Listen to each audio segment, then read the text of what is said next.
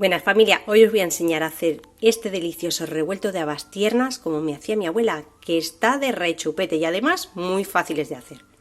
Vamos al lío con la receta, que empezamos. Voy a comenzar pelando un par de dientes de ajo y una cebolla que también picaré.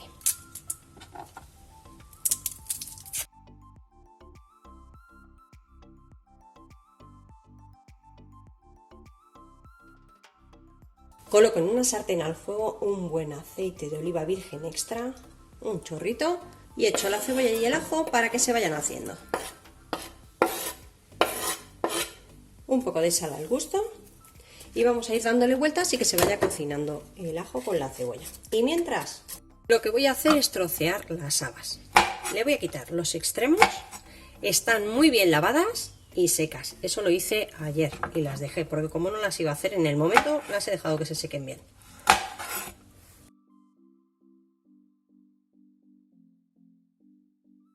Como podéis ver, le quito lo justo.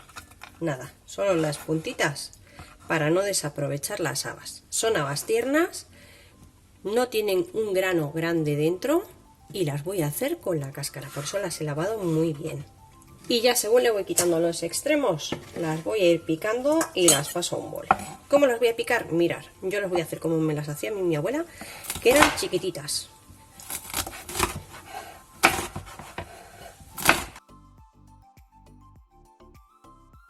Bueno, pues ya las tengo todas picaditas, así que vamos a esperar a que se nos termine de hacer la cebolla y el ajo. Ya tengo el ajo y la cebolla, que está transparente, no lo quiero muy hecho porque voy a seguir cocinándolo ahora. Lo que voy a hacer es ponerle ya las habas. Como veis, no las he dado ningún hervor. Mi abuela las hacía así. Si queréis darle un hervor para que estén más tiernas, pero la verdad es que están muy tiernitas y no les hace falta.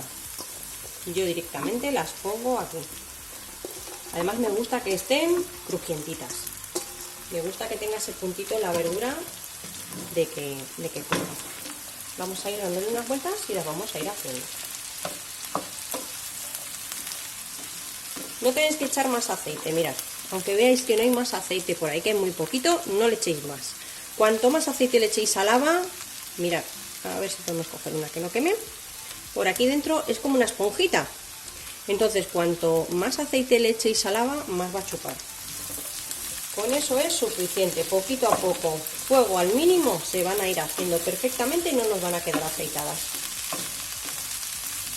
Voy a echarle un poquito más de sal, que le había echado un poquito a la cebolla,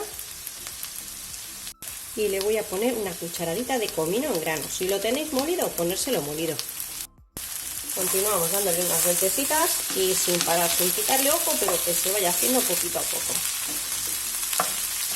Fuego mínimo.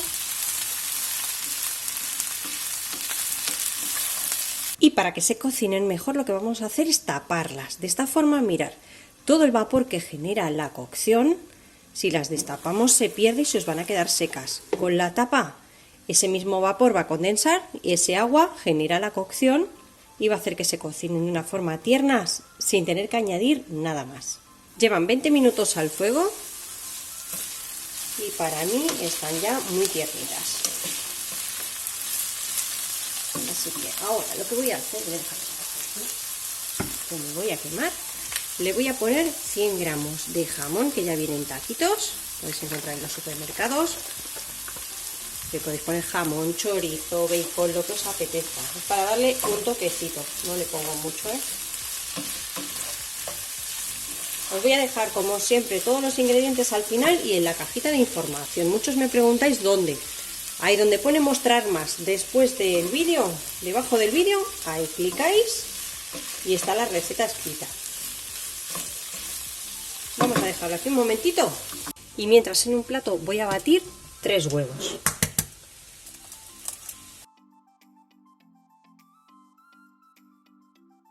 Le voy a poner nada, mirad, una chispita, porque ya le he puesto sal a todo y el jamón también lo va a salar, así que no es necesario más. Lo batimos y se lo echo por encima las habas. Así van a quedar muy jugositas. Le voy a ir dando unas vueltecitas que vaya cuajando el huevo y tú puedes aprovechar ahí en el botoncito rojo que tienes, si no estás suscrito, suscrita al canal, suscribirte y cuando aparezcan las campanitas, activar, le das a todas para que así no te pierdas ninguna receta de las que voy a ir subiendo. Esto lo tenéis que dejar cuajar hasta el punto que a vosotros o a vosotras os guste.